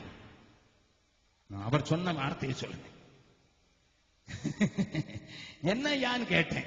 எதை திருப்பினாலும் அந்த டிவி இந்த டிவி அந்த டிவின்னு வந்துகிட்டே இருக்கு. தமிழன் பாதியை வித்துட்டான் போல தெரியுது. அதுல நானும் சில நாளைக்கு சரி என்னதான் சொல்றாங்கன்னு கேட்டா ஒவ்வொருத்தரும் வந்து என்னமோ தமாஸ் பண்றீங்களா? எங்க கிறிஸ்தவத்துல நிறைய ஆக்டர் வந்துட்டாங்களோ? என்ன, யார் வந்துட்டாங்க? ஆமா, நான் கேட்டேன், என்னங்க இவ்வளவு மோசமா சொல்றீங்க? நாங்கெல்லாம் அவங்க ஊழியக்காரங்க, சர்வதேசத்துக்கு ஊழியக்காரன். அவன் போட்டிருக்க கண்மையி, அவன் போட்டிருக்கிற மையி, அவன் போட்டிருக்கிற வேஷத்தை பார்த்து அவனை ஆக்டர்னு சொல்லாம என்னையா சொல்றது? நான் அவர் கேட்டேன், ஐயா நீங்க எங்க இருக்கீங்க? அவர் சொன்னாரு, எனக்கு கம்பெனில ரொம்ப ஸ்ட்ரெஸ், நான் ஒரு மேனேஜர், எனக்கு ரொம்ப ஸ்ட்ரெஸ். வீட்டுக்கு போனேன்னா எனக்கு பிள்ளை இல்லை, என் மனைவியும் படுக்கையில தான் இருக்க முடியும். அப்போது எப்பாவது ஒரு டீ மட்டும் தான் போட்டு வர முடியும், அதுக்கு மேல இருக்காது. சமைக்கார பொம்பளை வந்து சமைச்சு வச்சுட்டு ராத்திரி போயிருவா, அதனால பிரிட்ஜ்ல வச்சுட்டு போயிருவா. நான் சாயங்காலம் வந்து குளிச்சுட்டு என் மனைவி தன்னுடைய இயலாமையில எனக்கு ஒரு டீ போட்டு கொடுப்பா, அதை குடிச்சிட்டு ஒரு 10 நிமிஷம் அவட்ட பேசணும். அவ சொல்லுவா, எனக்கு டயர்டா இருக்குங்க, தலை சுத்துதுன்னு அவ போய் படுத்துக்குவா. எனக்கு இப்ப வீட்டுல பிள்ளையும் கிடையாது, மனைவி கிட்டையும் பேச முடியாது. அதனால இந்த ஸ்ட்ரெஸ் கொஞ்சம் எடுக்கலாம்னு சொல்லிதான் இந்த டிவியை நான் அப்ப திருப்பி உட்கார்ந்து நான் கொஞ்சம் பாக்குறது வழக்கம். I am manager, I am not a Christian. நான் கிறிஸ்தவன் அல்ல, நான் ஒரு மேனேஜர். நான் இப்படி பார்க்கும்போது நான் டிவியை திருப்பி என்னதான் சொல்றாங்கன்னு சொல்லிட்டு கொஞ்சம் ஆவிக்குரிய காரியங்களா கேட்கலாம் என்று தான் ஐயா நான் வாங்கிச்சேன். என் வேலைக்காரி பண்ணி வச்சுட்டு போய் சப்பாத்தியை எடுத்து 9 மணிக்கு அங்க இருக்கிற ஹீட்டர்ல போட்டு மைக்ரோவேவ் விஷயத்துல போட்டு கொஞ்சம் சூடு பண்ணி சாப்பிடுவேன் 9:30 மணிக்கு. அதுக்கு ஒரு 10 மணிக்கு படுத்துவேன். ஆனா அதுக்கு முன்னால யாரெல்லாம் வர்றாங்க, என் கையில இருக்கிற ரிமோட் கண்ட்ரோல் வச்சு நானும் மாத்தி மாத்தி பார்த்தா எப்ப பார்த்தாலும் கிறிஸ்தவ ஆக்டர்களா வர்றாங்களே, புது புது நடிகர்களா வர்றாங்க. ஐயா இவங்க எல்லாம் யார் ஐயா என்று கேட்டா, I am not exaggerating, I am not exaggerating. நான் பெரிதுபடுத்தி பேசவில்லை, அவர் சொன்ன காரியத்தை அப்படி சொல்கிறேன். நான் கேட்டேன், ஏங்க அவங்க எவ்வளவு ஆறுதலா உங்களை மாதிரி ஆளுக்களுக்கு சொல்றாங்க. போயா போ, அவன் ஆறுதலா சொல்றான். முதல்ல ஆறுதல் சொல்ற மாதிரி சொல்றான், பிறகு 5 அப்ப 2 மீனுங்கிறான், 5000 2000 கேட்கறான். அது உங்க ஆளுதான் ஐயா. ஆமையா, ஊழியம் செய்யணும்னா காசு வேண்டாம் ஐயா. ஏப்பா ஒரு ஆள் எல்லாத்தையும் செஞ்சுட்டு மீதி ஆள் வேற எங்கேயாவது போய் எதையாவது செய்யக்கூடாது. அவர் சொன்னாரு ஒரு வார்த்தை, all your resources are being spent for the advertisement of these heroes. all your resources, உன்னுடைய எல்லா ரிசோர்சஸ், உன்னுடைய எல்லா காரியங்களும் இந்த ஹீரோக்களை அடிமைப்படுத்துவதற்கு உன்னுடைய மக்களால் ஏமாற்றப்பட்டு கொடுக்கப்படுகிறது. I am not against TV. I am not against TV ministry. Please understand me. நான் டிவி ஊழியத்துக்கு விரோதமானவன் அல்ல. நீங்கள் ஆனால் அதை பார்க்கிறவனுடைய இதயத்தை தொடுகிற மாதிரி ஒன்றும் வரமாட்டேன் என்கிறது. ஏனென்றால் அவர்கள் சொல்லுகிறார்கள், நான் சொல்லவில்லை. ஆகீசின் ஊழியக்காரர் சொல்றாங்க, தாவீது கோமாளி வேஷம் போட்டிருக்காங்க. ஏன் இந்த பைத்தியக்காரன் ஆகீஸ் சொல்கிறான்? ஏனென்றால் இருக்க வேண்டிய இடத்தை விட்டுவிட்டு பெலிஸ்தியரை அழிக்க வேண்டியவன் பெலிஸ்தியருடைய அரண்மனையில போய் நாடகம் போட்டுக் கொண்டிருக்கிறான். சபையே, சபையின் மக்களே, நம்முடைய செல்வம், நம் கைகளிலே தேவன் தந்திருக்கிற காரியங்கள் எதற்கு செலவழிக்கப்படுகிறது?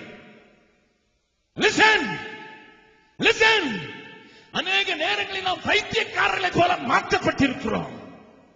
பவுல் சொன்னான், கிறிஸ்துவுக்கு தான் பைத்தியம், உலகத்துக்கு அல்ல. இந்த கவனிங்க, தேவன் உங்களோடு கூட பேசுகிறார். பைத்தியக்கார வேஷம் போட்டு தன்னை ஒரு அரணிலே காத்துக் கொண்டிருக்கிற தாவீது தீர்க்கதரிசியாகிய காத்து வந்து சொல்கிறான், வெளியே வாரு. என்னவா? முதலாவது வசனத்துல வாசிங்க, 22வது அதிகாரம் 1வது வசனம் வாசிங்க. தாவீது அவ்விடத்தை விட்டு தப்பி அதுல்லாம் என்னும் கெபிக்கு போனான். அதை அவன் சகோதரரும் அவன் தகப்பன் வீட்டார் அனைவரும் கேட்டு அங்கே அவனிடத்துக்கு போனார்கள். நல்லா கவனிங்க, இந்த அதுல்லாம் சவி கவியில அவன் பாடின பாட்டை கொஞ்சம் கேட்டு பாக்குறீங்களா? 142ஆம் சங்கீதம். அதுக்கு மேல இருக்கிறது கொஞ்சம் வாசித்து கீழே கொஞ்சம் மடமடன் வாசிங்க வெஸ்லி. கொஞ்சம் வேகமா பார்க்கலாம். சங்கீதம் 142. தாவீது கெபியில் இருக்கும்போது பண்ணின விண்ணப்பமாகிய மஸ்கீல் என்னும் சங்கீதம். கர்த்தரை நோக்கி சத்தமிட்டு கூப்பிடுகிறேன், கர்த்தரை நோக்கி சத்தமிட்டு கெஞ்சுகிறேன். அவருக்கு முன்பாக எதுக்கு கெஞ்சுகிறேன்? என் சஞ்சலத்தை ஊற்றுகிறேன்.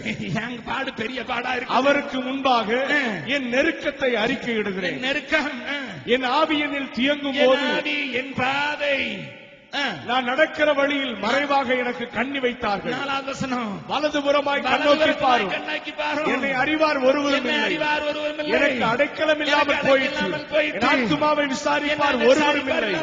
கர்த்தாவே, கூக்குரலுக்கு செவி கொடும். நான் மிகவும் தாழ்த்தப்பட்டேன். என்னை பின்தொடர்கிறவள் என்னை தப்புவி. என்னை எனக்கு கெவியில இருந்து என்ன பாட்டு?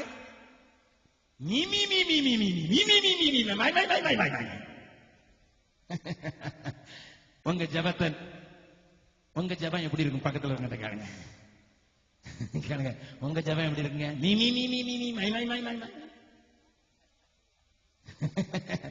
கெவியில போய் அரணான இடத்துல இருக்கிறவங்க இப்படிதான் புலம்புவாங்க. ஐயோ, யாருமே கண்டுக்க மாட்டேங்கிறாங்க, யாருமே உதவி செய்ய மாட்டேங்கிறாங்க, யாருமே என்ன கண்டுக்கவே மாட்டேங்கிறாங்க. எனக்காக பரிதாபப்படுறவங்க இல்ல, எனக்காக ஜெபிக்கிறவர்கள் உண்டோ? எனக்காக யாராவது ஒரு போன்ல ஜெபிக்க மாட்டாங்களா? யாராவது வீட்டுக்கு வர மாட்டாங்களா? யாராவது இடுப்புல கை வைக்க மாட்டாங்களா? யாராவது முட்டுல கை வைக்க மாட்டாங்களா? என்னுடைய நிலைமை ஒருத்தங்க வழங்க மாட்டேங்குது, என் பாடு பெருசா இருக்குது. இதேதான் பாடிக்கிட்டு இருப்பான். இவனை ஆண்டவர் கூப்பிட்டது ஜனத்தை விடுதலை ஆக்குறதுக்கு. இவர் இங்க உள்ள போய் என்னை பக்கத்துல இருக்க ஒன்னு ஆண்டவர் அழைச்சதுக்கு மற்றவங்க விடுதலை ஆக்குறதுக்கு. உன் ஜெபம் முக்காவாசி உனக்காகவே. வெளியே வா பாத்துக்கிறேன்னு சொல்லுங்க.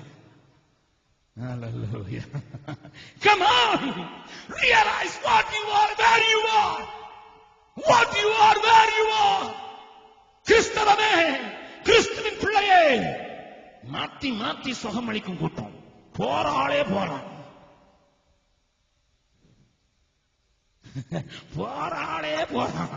ஆறுதல் சரி பெருவிழா, பேரின்ப பெருவிழா, அந்த பெருவிழா, இந்த பெருவிழா, போன ஆளே போய் இவனுக்கு பேரின்பம் போகுது வருது. ஐயா, we are making some mistake. We are doing something wrong. We forgot our purpose. We forgot the need. எனக்காகவே எனக்காகவே எனக்காகவே கெபியில போய் தங்கணும்னு பார்த்தா அவன் தங்கினான்னு சொன்ன குடும்பத்தாரும் போய் ஒட்டிக்கிட்டான். ஹலோ, எல்லாரும் பாருங்கள், நாம் பாதுகாப்பான இடத்துல, நம்மள சத்துரு தொடாத இடத்துல குடும்பத்தார் வந்துருவான். அது பாருங்க, குடும்பத்தார் வந்தவன அடுத்த ஆள் என்ன ஆளு கூட்ட வந்துட்டான். ஒடுக்கப்பட்டவர்கள், ஆமா, கடன்பட்டவர்கள், ஆமா, ஊர்ல கடன் கேட்கறான்னு போய் தாவீதோட என்ன கடன் கேட்கறதுக்கு ஆள் அங்க வராத இடத்துக்கு போயிட்டான். அல்லேலூயா. பேங்க்ல இந்த ஊர்ல கடன் வாங்கிட்டு தூத்துக்குடி போயாச்சுன்னா ஆள் கண்டுபிடிக்க முடியாது. அவன் அங்க போய் செட்டில் ஆயிட்டான். எங்கயா பிசினஸ் காணும்.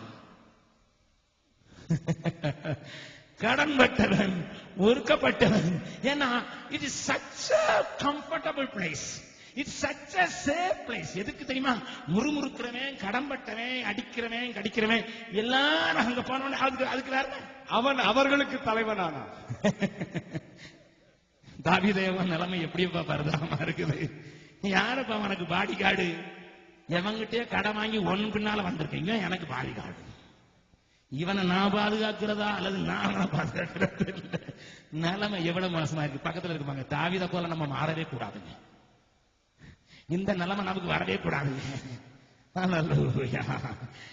ஆண்டவர் பார்த்தாரு, நீ இங்க இருந்துகிட்டு குடும்பத்துக்கு இது காணா குறைக்க அடுத்தால இன்னும் கொஞ்சம் தொடர்ந்து செய்யுங்க. 4வது வசனம். அவர்களை மோவாபின் ராஜாவினிடத்தில் அழைத்துக் கொண்டு போய்விட்டான். அப்பா அம்மா வயசான காலம், அவங்களை கொண்டு போய் எங்க விட்டுறான்? மோவாபின் ராஜா. உங்க பைபிள்ல என்ன எழுதி இருக்கு சொல்லுங்க? மோவாபின் ராஜா யார் தெரியுமா? தாவீதுதான். உன் கீதம் உம்முடைய பிரமாணங்களை எனக்கு கீதமாயின என்று பாடின தாவீதுதான். இப்ப என்ன சொல்றான்? ஐயா, எங்க அப்பா அம்மாவை காப்பாத்துறதுக்கு நல்ல இடம் தான் மோவாப். எந்த தேசத்துக்கு ஆண்டவர் போக கூடாதுன்னு சொன்னாரோ மோவாபின் எல்லைக்கு போனா அங்க நீ அடி வாங்குவான்னு சொன்னா பாட்டி நகோமியனுடைய ஆவி பாடிக்குது.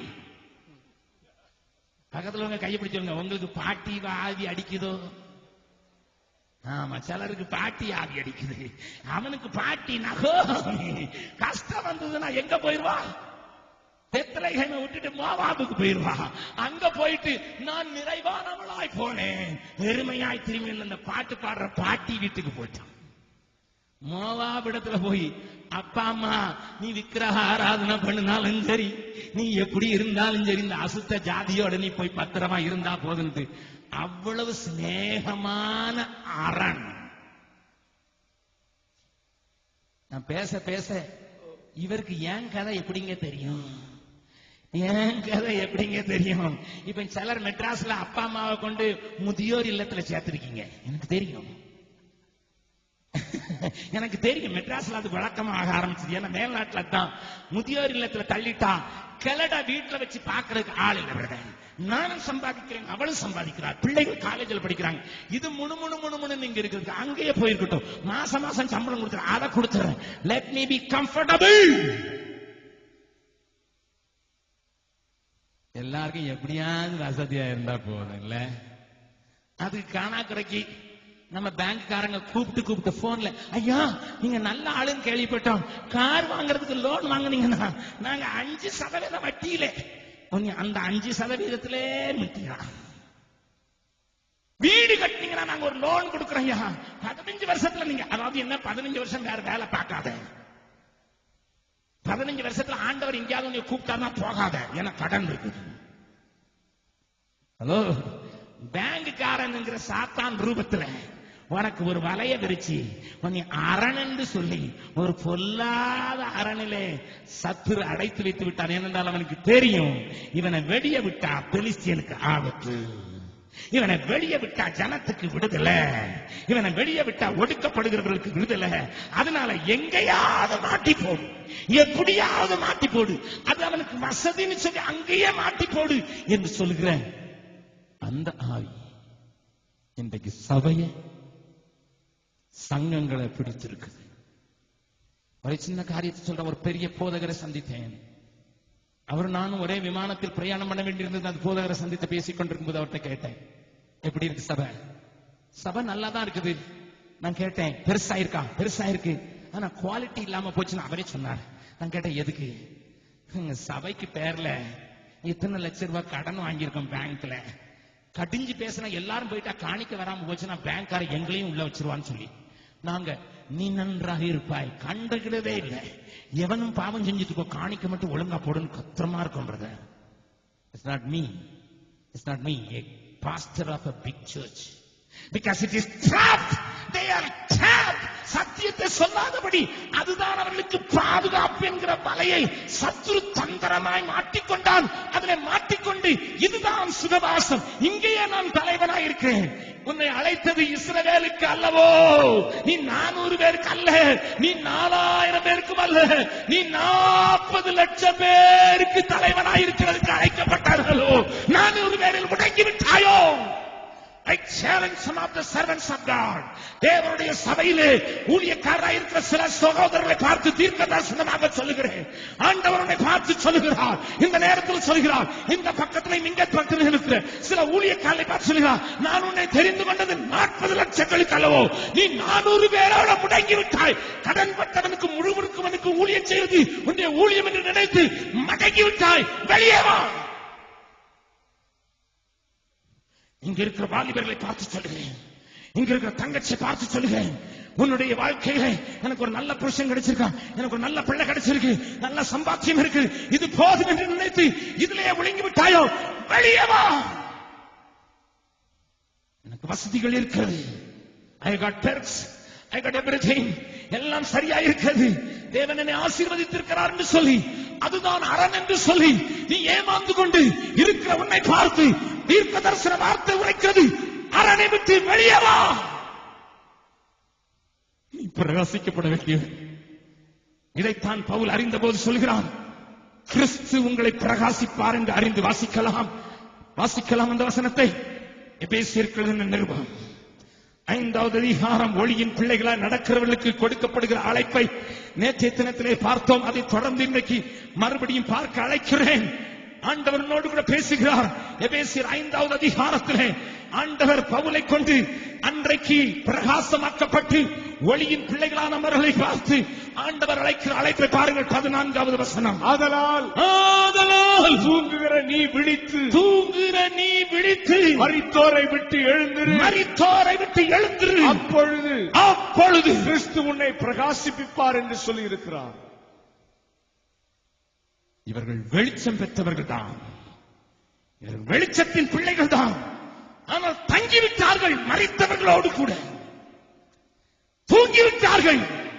இதைத்தான் ரோமருக்கு எழுதும்போது எழுதுகிறார், நித்திரையை விட்டு எழுந்திருக்கத்தக்க சமயமாயிற்று என்று அறிந்து வாசிக்கலாம். ரோமருக்கு எழுதின நிருபம் 13வது அதிகாரத்தில் பவுல் கொடுக்கிற ஒரு பெரிய அழைப்பை பார்க்கும்படியாய் கேட்கிறேன், முடிக்கிறேன். ஒரு சில நிமிடங்கள் மாத்திரம் எனக்கு அவங்களுடைய பஸ் போகாது, அதற்கு ஒழுங்கு செய்யப்பட்டிருக்கிறது. தயவு செய்து 13வது அதிகாரம் 11வது வசனத்திலிருந்து வாசிக்கலாம். நித்திரையை விட்டு எழுந்திருக்கத்தக்க வேளையாயிற்று நாம் காலத்தை அறிந்தவர்களாய் இப்படி நடக்க வேண்டும். நாம் விசுவாசிகளான போது ரட்சிப்பு சமீபமாய் இருந்ததை பார்க்கிலும் இப்பொழுது அது நமக்கு அதிக சமீபமாய் இருக்கிறது. இரவு சென்று போயிற்று, சமீபமாயிற்று. ஆகையால் அந்தகாரத்தின் கிரியைகளை நாம் தள்ளிவிட்டு ஒளியின் ஆயுதங்களை தரித்துக் கொள்ள கடவோம். அல்லேலூயா. ஒரே ஒரு சம்பவத்தை சொல்லி முடிக்கிறேன். பீகாரிலே பக்சர் என்கிற ஒரு பகுதி உண்டு. அந்த பகுதிக்கு வருவீர்கள் என்றால் நான் ஒரு பெண்ணை உங்களுக்கு காண்பிக்க முடியும். அந்த பக்சர் யுத்தம் நடந்தது என்று சரித்திரத்திலே படித்திருப்பீர்கள். கங்கையின் ஓரத்திலே இருக்கின்ற பக்சருக்கு பக்கத்திலே ஒரு கிராமத்திலே என்னுடைய உடன் ஊழியன் ஒருவன் பிரசங்கம் செய்து கொண்டிருந்தான். சாயங்காலத்திலே திடீரென்று அங்கே ஒரு பெண் வந்தாள். வந்தவழி உன்னுடைய பிரசங்கத்தை சில நிமிடங்கள் கேட்டாள். அவருடைய கைகளில் ஒரு படம் இருந்தது. இயேசு சிலுவையில் அறையப்பட்ட காட்சியும் உன்னுடைய பாவத்திற்காக பலியானார் இயேசு என்று சொன்ன காரியத்தையும் கேட்டு, இனி உன்மேல் பாவத்தின் தண்டனை இருக்க போவதில்லை என்று சொன்ன போது வந்து நின்ற அந்த இளம் பெண் ஓ என்று கத்தினாள். ஊழியக்காரனை பயந்து விட்டான், பிசாசு என்று நினைத்து விட்டான். பிசாசு அல்ல, அங்கே கூடியிருந்த ஜனங்கள் கலங்கி போனார்கள். அவள் விழுந்து விழுந்து உருண்டு உருண்டு உருண்டு உருண்டு ஏன் என்று சொல்லி அழுதாள். சில நிமிடங்களுக்கு பிறகு அவளை கொஞ்சம் அமைதிப்படுத்திவிட்டு இந்த ஊரார் கேட்டார்கள், என்ன? அவள் சொன்னாள், என் குல தெய்வம் என்னை ராத்திரியிலே கேட்டபடியினால் என் பாவத்தின் மன்னிப்புக்கு என் 2 வயது பாலகனை கங்கையிலே போட்டுவிட்டு இப்பொழுதுதான் வருகிறேன். என் பாவம் மன்னிக்கப்பட வேண்டும் என்று சொல், அதை கங்கைக்கு தாரை வார்த்துவிட்டு இப்பொழுதுதான் வருகிறேன். ஏன் 2 மணி நேரத்திற்கு முன்னதாக எனக்கு இது சொல்லப்படவில்லை? மீண்டும் அழுதாள், மீண்டும் அழுதாள். புத்தியீனமாய் மாறினாள். புத்தி பேதலித்து போன பைத்தியக்காராயனாள். இன்றைக்கும் அவள் இந்த கிராமத்திலே பைத்தியக்காரி.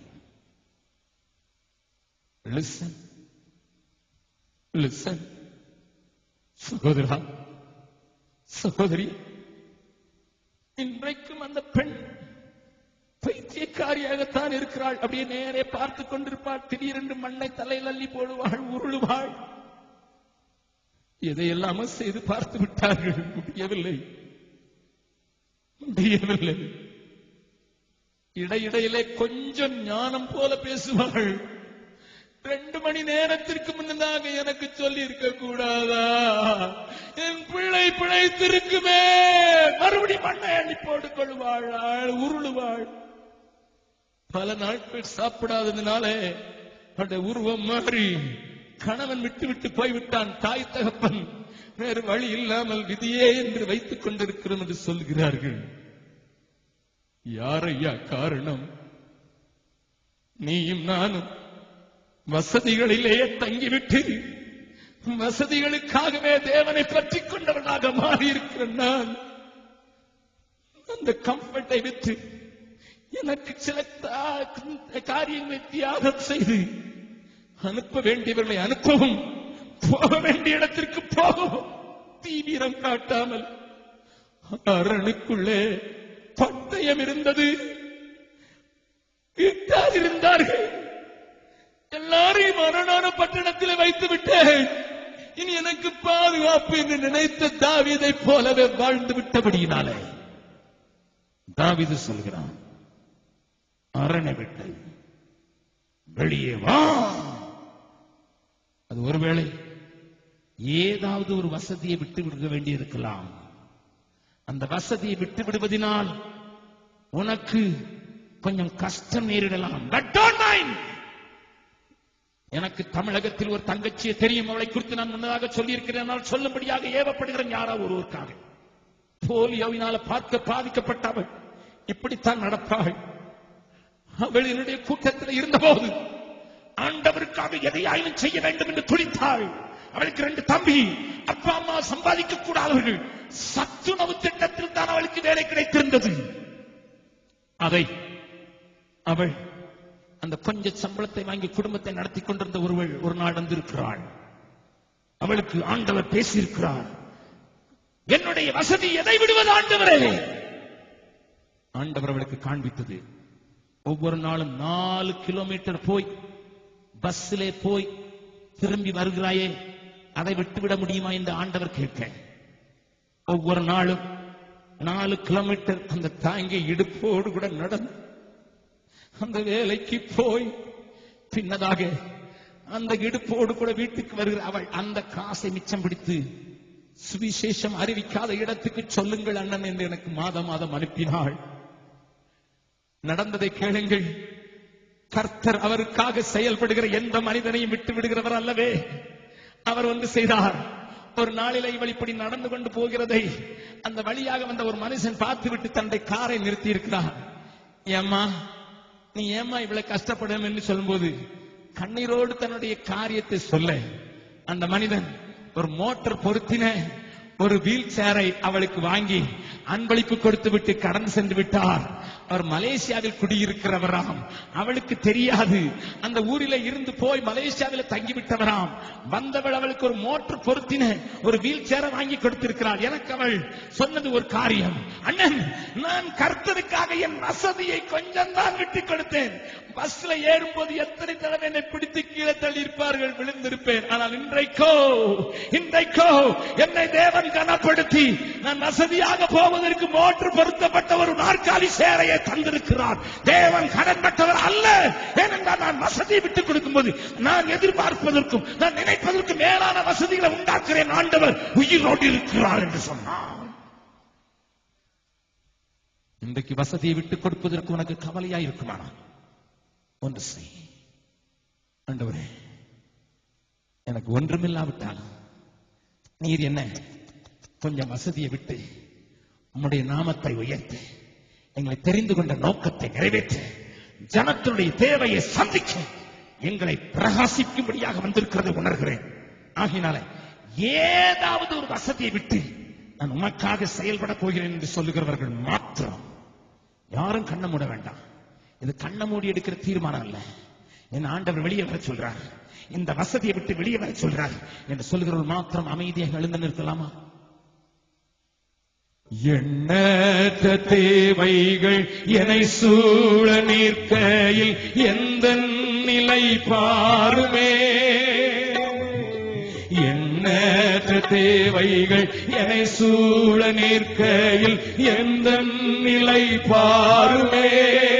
இயேசுவே ஏசாயா நாவினை தொட்ட தழலுடன் மேசியா நீர் வாருமே.